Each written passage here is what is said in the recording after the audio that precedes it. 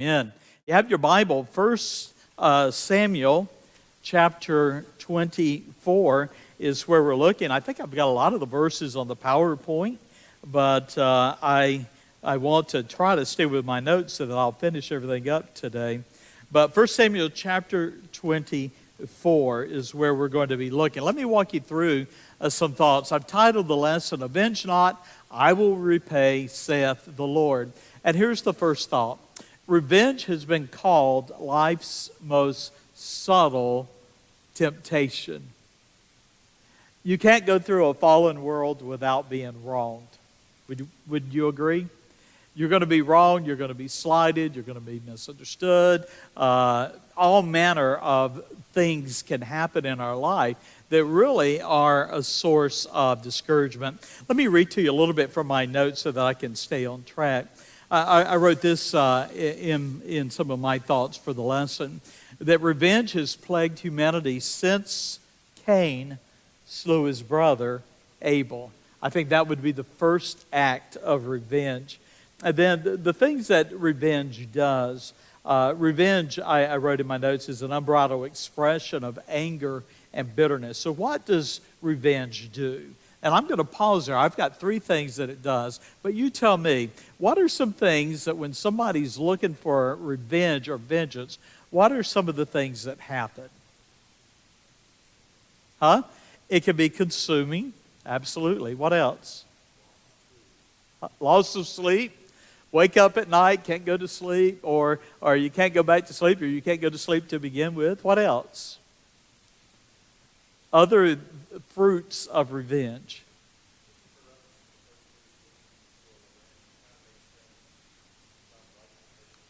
Yep. I've seen in life when people are angry and bitter against someone else, they actually become very much like the person that they're angry and bitter with. Now, earlier I was commenting about the face of this guy, but have you ever come in contact with someone that was like that?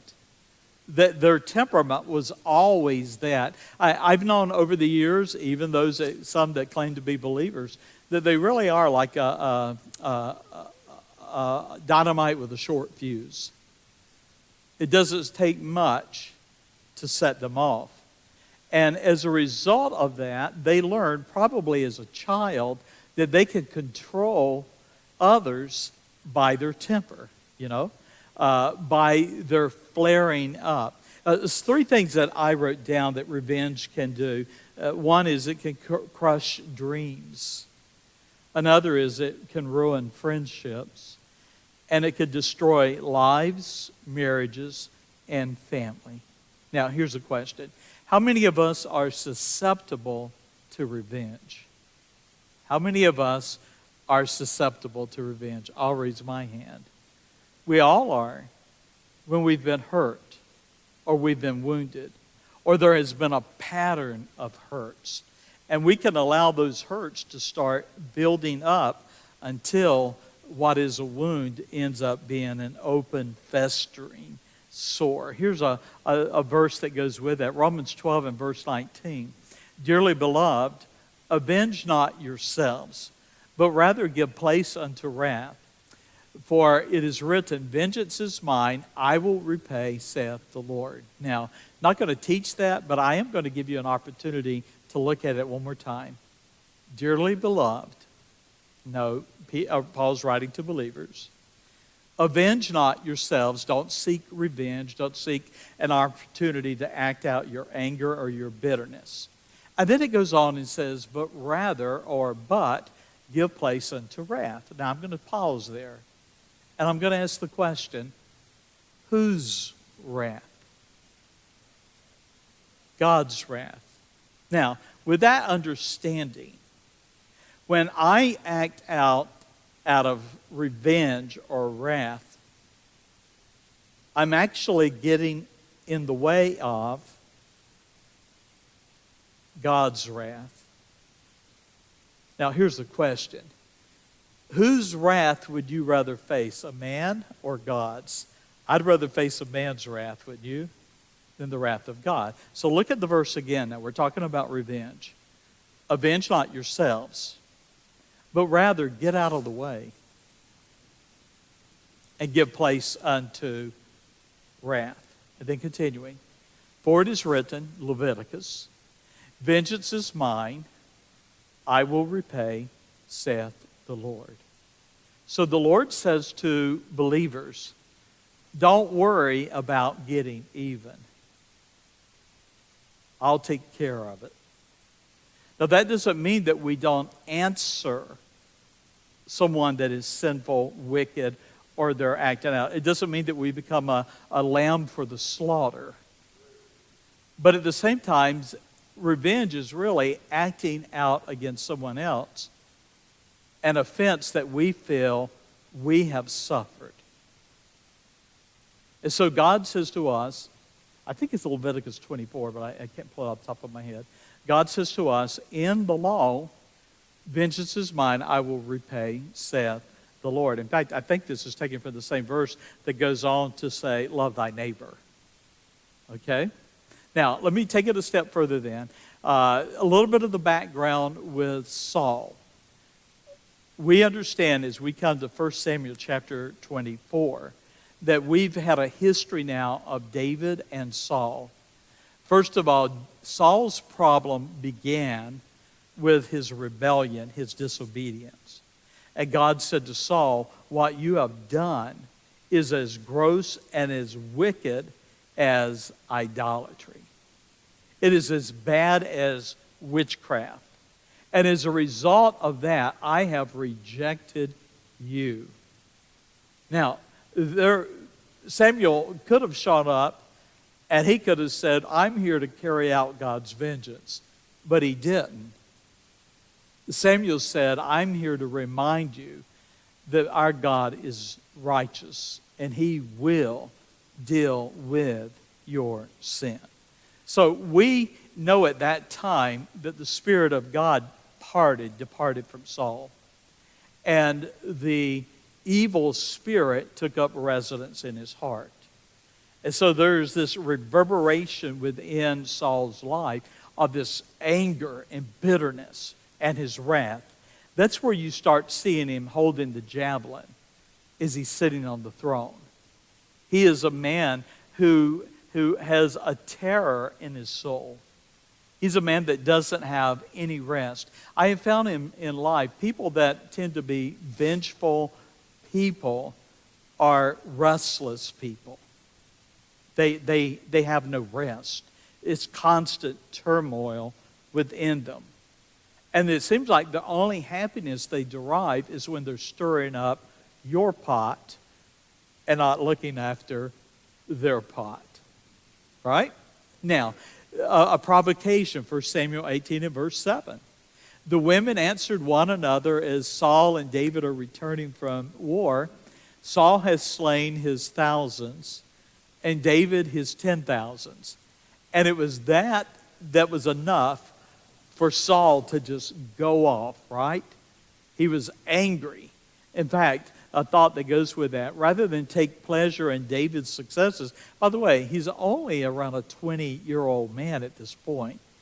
Saul was filled with envy. You see, there was no rest within the soul of the man named Saul. So, 1 Samuel 23, verse 29, this chapter ended the chapter before with this, and David went up from thence, and he dwelt in strongholds at En-Gedi. Have any of you ever gone to the Holy Land and gone to En-Gedi? Any of you? Okay, I've had the opportunity to go there. It is very much like this waterfall coming over. It's somewhat, it is a national park now in Israel. So it was an oasis in the southern half of Israel where David retreated to. So he's fled from Saul. He's gone into the wilderness. He's taken up residence now in a place called En-Gedi. Now, a couple of thoughts on your outline. 1 Samuel 24 presents us with a contrast between two spiritual natures. The first is Saul, a man that is of flesh. He's an angry, bitter man. And the other was David. David is a man in whom the Spirit of God dwelt. He is an example of grace and humility. We really never see grace and humility in Saul's life. At the beginning, you kind of see it, but it didn't take long before his nature really began to show. So as we look at 1 Samuel 24, and we're going to start going through the verses, I want you to understand what you're looking at are the attitude, the outlook of two different individuals on life. One, a man of the flesh, the other, a man of the spirit. Man of the spirit's grace and humility. Man of the flesh is angry and bitter. Now, thought for En-Gedi, all right? En-Gedi was a beautiful oasis. It is a beautiful oasis amid white limestone mountains. There are literally thousands of caves in this area of Israel, En-Gedi, not too far from the Dead Sea. I'm going to keep moving because we've got a lot to cover. Now, let's go through this. 1 Samuel 24, verse 1. And it came to pass when Saul was returned from following the Philistines, that it was told him, saying, Behold, David is in the wilderness of En-Gedi. Now, I've already introduced that to you. And then we read in verse 2, Then Saul took 3,000 chosen men out of all Israel. He went to seek David and his men upon the rocks of the wild goats. Now, what is interesting is, from reading the scriptures, David has about 600 men. So we have David and 600 men. By the way, the Bible describes them, the 600 men, they really were rascals. They were not the pick of the crop when it came to Israel. They were debtors. They had some of them were running from their masters. So David started off without true warriors. They were somewhat the rascallions of Israel. And so Saul finds out that this entrepreneur or desire, one that would desire or aspire to his throne, is hiding in En-Gedi. So he goes with 3,000 men. 3,000 men, he ought to be able to surround him and capture him. Moving on then, here's the thought. Saul and his army camped in the valley of En-Gedi as David and his men retreated into the darkness of a large cave overlooking the valley of En-Gedi. Again, there are many caves in this area. And so we read in 1 Samuel 24 and verse 3, And he, Saul, came to the sheepcotes, or the sheep, what would you call it, sheep bins, sheepfolds, right. So he came to the sheepfold, by the way, where it was a cave. And Saul went in to cover his feet. Now, that is a nice way in the Old Testament era and in the English translation of saying he went to the bathroom. Okay? That is literally what it meant, all right?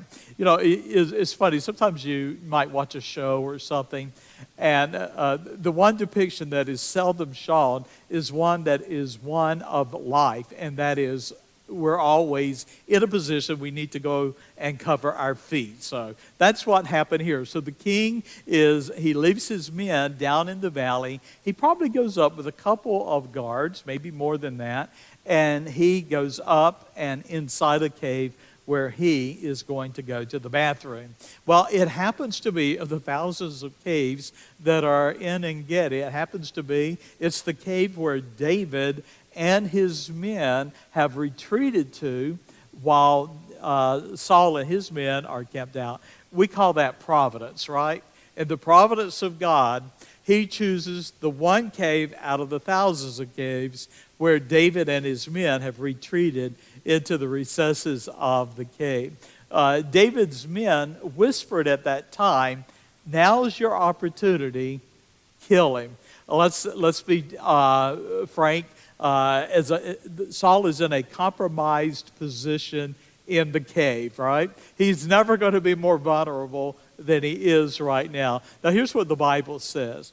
And the men of David said unto him, Behold, the day of which the Lord said unto thee, Behold, I will deliver thine enemy into thine hand, that thou mayest do to him as it shall seem good unto thee. Then David arose and he cut off the skirt of Saul's robe privily. Now, or privately or by stealth. So here's basically the setting.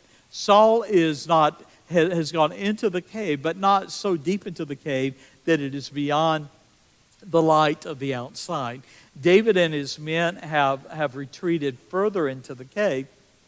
His men, knowing the prophecy of Samuel, no doubt at this point, knows that it has been said that David will one day be king. And so as David comes in, Saul comes in, he's very vulnerable at this point. And so David's men urge him, get up, go. This is the moment. Kill your enemy. Verse 5, and it came to pass afterward that David's heart smote him. Now what did that follow? It came to this. David arose, cut off the skirt, the hem of the garment that Saul was wearing. Probably he went to sleep, all right? Privily. Now, and it came to pass afterward that David's heart smote him because he had cut off Saul's skirt. Moving on. And he said unto his men who have pushed him and wanted him to kill his enemy, the Lord forbid that I should do this thing unto my master, the Lord's anointed, to stretch forth mine hand against him, seeing he is the anointed of the Lord. Now, here's the thought. Why did this bother David so much? Here's a man that 3 times had sought to kill him with a spear. He has chased him through the wilderness. He has employed his soldiers. He has encouraged Jonathan, if you see him, kill him. So this is a mortal enemy. He has an opportunity to kill that enemy, but he chooses not to. Instead, the response is just the opposite. Having cut off part of the hem that proved just how close he was to Saul, we find that his heart was smitten, was saddened, hurt because of what he had done. Now, his explanation to his men, verse 6, was, he, Saul, is the Lord's anointed. Now, here's the question. How is it that Saul is the Lord's anointed? He's still king, right? Samuel had anointed him to be the king of Israel. He is still the king. And so it's not the man, but the office that we really see here. Saul is still the king of Israel. He is still on the throne. He is still the one that was anointed to be king. Though David has been anointed to be king, he has not yet been crowned king. Moving on, verse 7. And so David stayed his servants. Basically, he told them to shut up. All right? Stop talking. Stop urging. Stop poking. I'm not going to do it. And I'm going to keep reading. And so David stayed his servants with these words, and he suffered them not to rise against Saul. If you're not going to kill him, we're going to kill him. And David said, stop it. Right there. No. And continuing. And Saul then rose up out of the cave, and he went on his way. Now let's follow this a little bit. I want to take a moment and just consider David's tender heart in all this. All he did was cut the bottom of the robe off, and yet even that he felt was an offense against God's anointed. Now I'm going to move on. The test, here's the principle. The test of a man's character is what he does when his enemy is vulnerable. Now I've already told you, David's troop of 600 men were rascals. They were not the best of Israel. These were notorious men of Israel that he began with. But David was the better man that day. And so the test of someone's character is what he does when his enemy is vulnerable. Now, we live in a world that will tell you when you have the chance to strike hard, right? Lay a mortal blow. Destroy your enemy. Defeat them. Step on them. Crush them. You see that even in politics. You know, one of the things I look back on, and we can all have different opinions. The one mistake that Donald Trump made when he went into office was what? He didn't lock her up. He didn't lock her up. And they've come back with a vengeance. I still believe in the politics in America right now, it's the race of who's going to go to prison first. Is it going to be Donald Trump or is it going to be the Clintons and the Bidens? I really think it is. I think it's a race to who's going to be the first. Unless we have an assassination. I pray not. That will be tragic. I know some of you, I hope I don't offend you by saying that, but I always like to take the Old Testament and bring it into real life because man hasn't changed. We're still very much like this, right? So give you a second thought that goes with that, and here it was. Why was David troubled after cutting a cloth strip from the king's robe? And I think the answer is obvious. It's because in his view, even though Saul was a rascal of a man, he was still the king. And so there was the office that was the concern there. Can I move on? Keep going? You can feel free to raise your hand if you ever want to jump in. But here's the thought then that goes with that. When your heart is tender, even small things trouble you. Yeah. Even though you're on the great divide, I'll give you one shot, Will. Go ahead. Say that a little bit louder. I didn't hear you. I apologize. That's the man. To do what? To do it properly. Yeah, by eating. I agree. Here's a thought for you. Let's say go to work. Maybe some of you own a company, or you have people working for you, or you work for an employer. Theft can begin with taking paper clips. Right? Pencils, pens. But you build up a insensitivity. You become desensitized. And then you rationalize that you're owed something. I'll tell you my history here at Hillsdale, just FYI. Not bragging, this is just has been my practice. I always have purchased my own laptop. I always purchase my own ink pens in my office. I purchase my own paper tablets. And you say, well, why do you do that? Because there are things that I use that I take home with me. They're part of my life. And I don't want anyone at Hillsdale Baptist Church ever to say, I took something. So if you go into my office, every pen that is there, every paper clip that is, well, paper clips, I do have my own stapler. It's funny. I'll tell you a funny story. Most of you wouldn't know Elsie Addings. Some of you do. I came into Hillsdale. I'm brand new from Michigan. I've been here up there 7.5 years. Come down here. And Elsie comes to my office, and she brings a pair of scissors, and she brings a tape dispenser. And I said, what's this for? And she said, you have to sign it out. I got to sign out scissors and a tape dispenser? Yeah, you have to sign it out. At that point, I decided I'm never going to be indebted to Hillsdale. I'm going to just go out and buy my own. And that way, I'm never going to have to worry about somebody saying something. By the way, that's why you'll look at all my writings and things. I haven't published anything other than out there, but I always put copyright with my name, not Hillsdale's name, because I have bought the computer. I have bought the library. I have about 3,000 volumes on my computer of just books that I have for studying. But I just determined I'm not going to be in a position that little things will become a problem for me personally in life.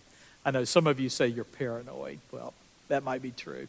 But again, I want to go back. When your heart is tender, even small things trouble you. So good question would be, how tender is your heart? Anybody? Comments? Moving on? Moving on. Here we go.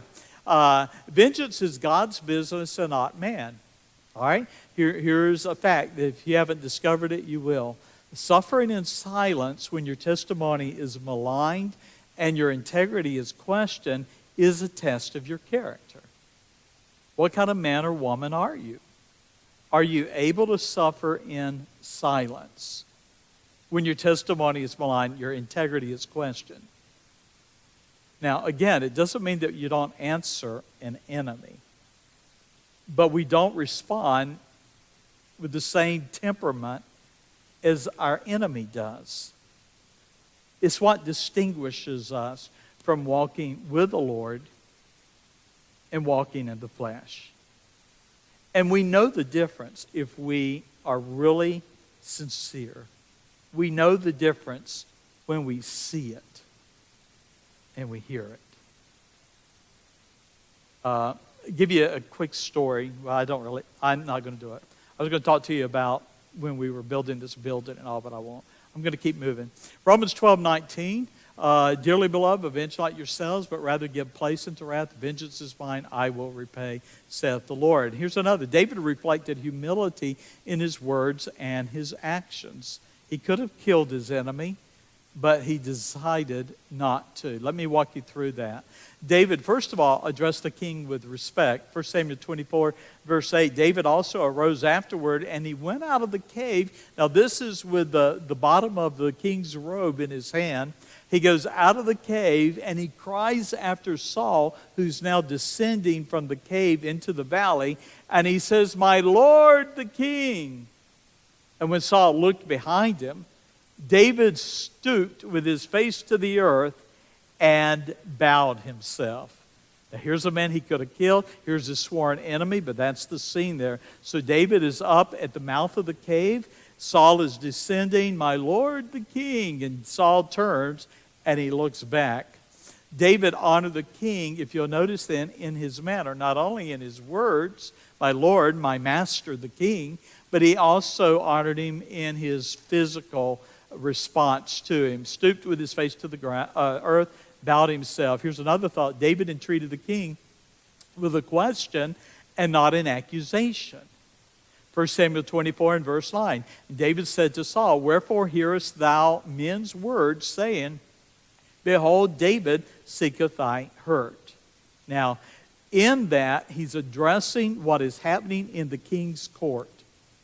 The things that are being said. The people that are there that are whispering. There are constantly people that are attacking David's character to Saul. And after a time, Saul begins to believe that David is his enemy.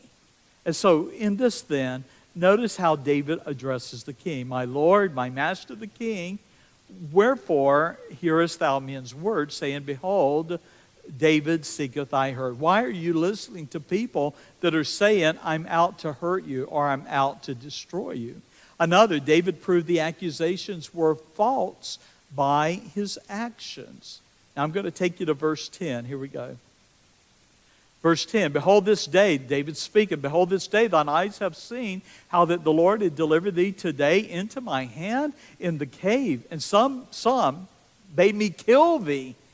But mine eye spared thee, and I said, I will not put forth my hand against my master, my Lord, for he is the Lord's anointed." Verse 11, then carrying on. David then declared his innocence in his words and his actions. Now, verse 11, "Moreover, my father." Now, that's interesting. Is Saul his father? Is Saul his father? No. So why this word, "my father"? You know why? Because it's an endearment, right? In spite of all that Saul has done, David has not forgotten the relationship he had with Saul. Let me pause there. In life, in family, in friendships, you will invariably have people that will betray you. They will lie about you. They will question your character. They will make comments about you that are just unfounded and untrue. And if somebody listens to those comments enough, invariably they're going to begin to believe it. So David here is saying, "I know what they're saying in your court. I know how they are maligning my character. But I have proven to you today that I could have killed you.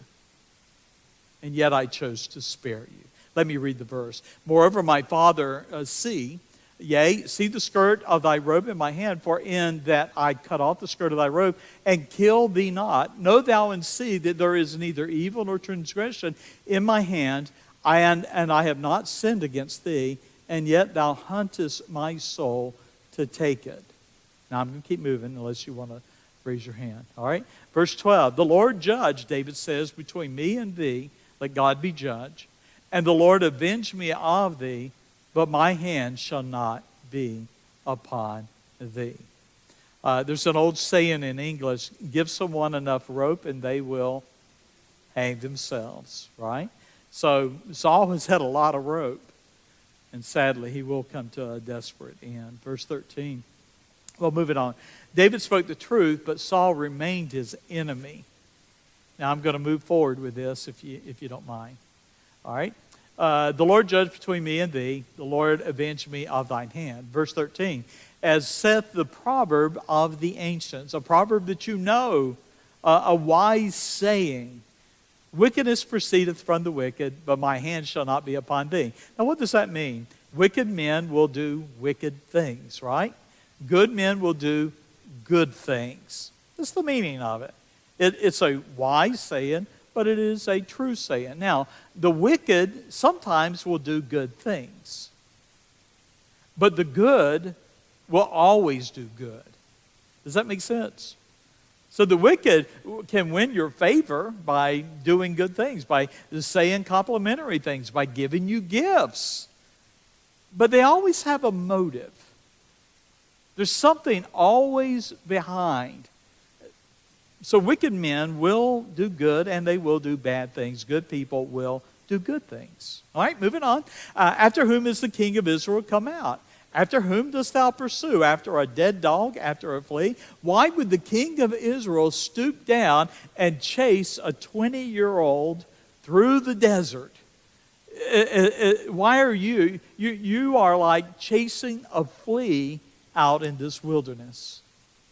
You see, the idea of vengeance for Saul is something he's going to do and not something that God will do. Moving on, verse 15, the Lord therefore be judge, and judge between me and thee and see, and plead my cause, and deliver me out of thine hand. David basically says, I'm going to turn you over to the Lord for the Lord to deal with you. Now, moving on, I know I've got to hurry.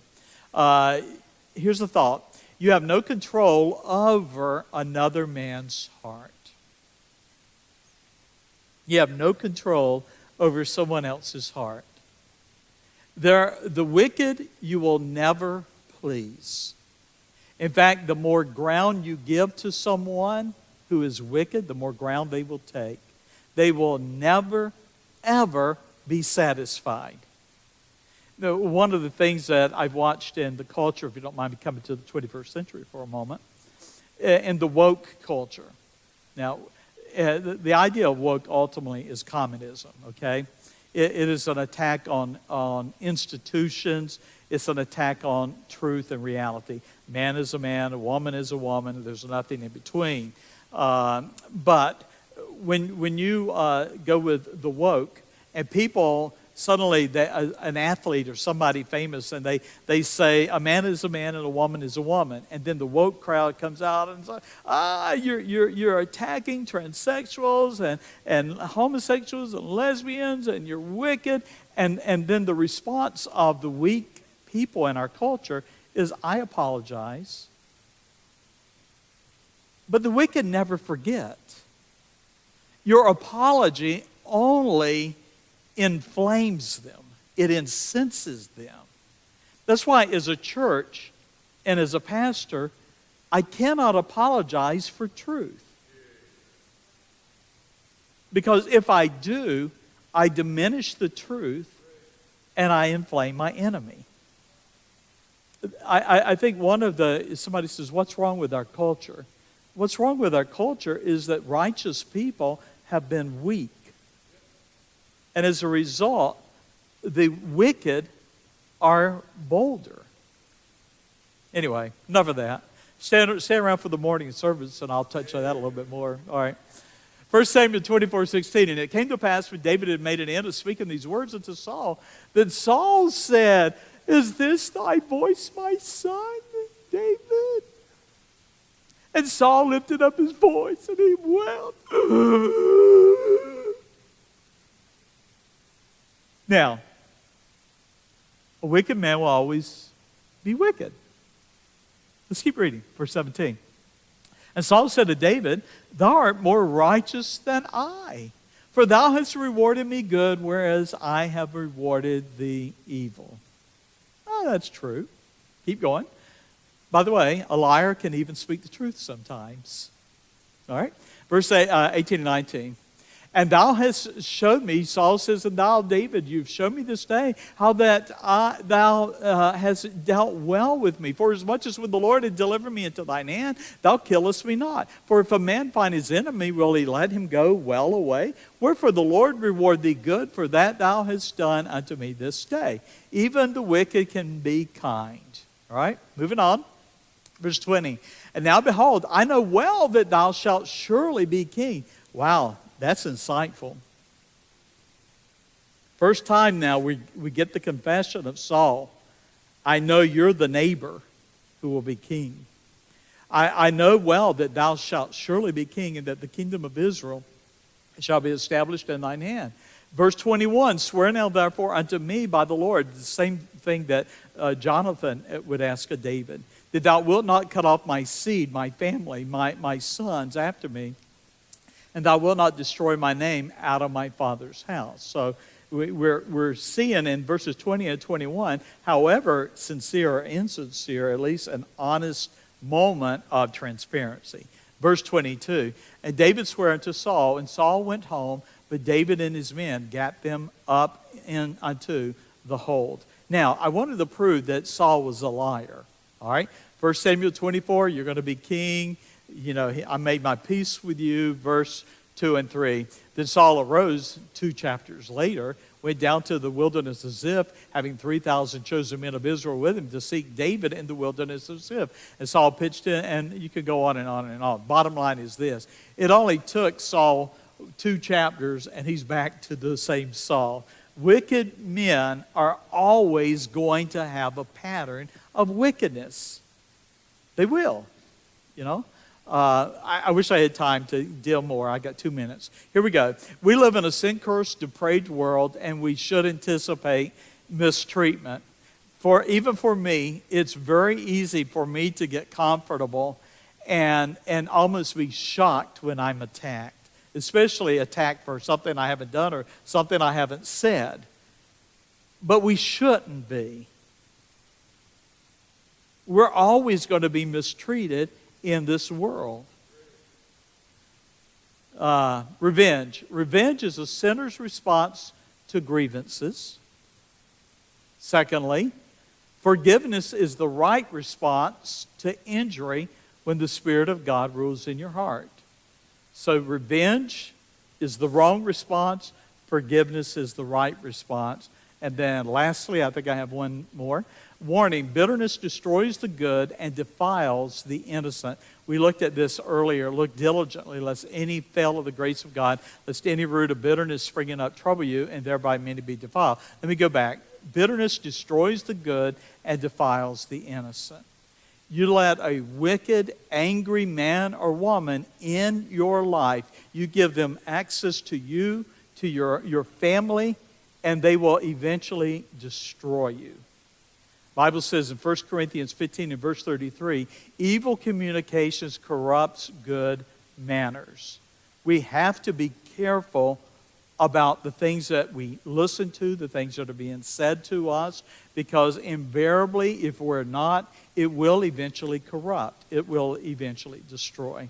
And then lastly, I think, David turned his hurts, disappointments, and slights over to God. There are times in life that you have to let God take care of something, you know.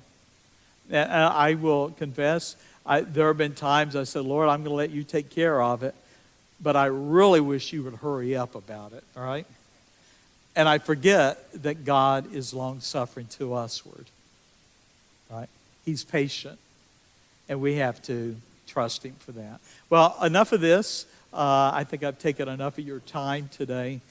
I hope it's been a blessing. I know you studied it a few weeks ago, but again, I like to go there. Having been to Engedi, I've stood there. I've watched the waterfall coming down, and you wonder which of those caves was David hunkered down in, and all that stuff. Well, you don't have to go there, but you can go into the moment. And that's why the Scriptures, I think, is so vivid sometimes in the things that we study. Well,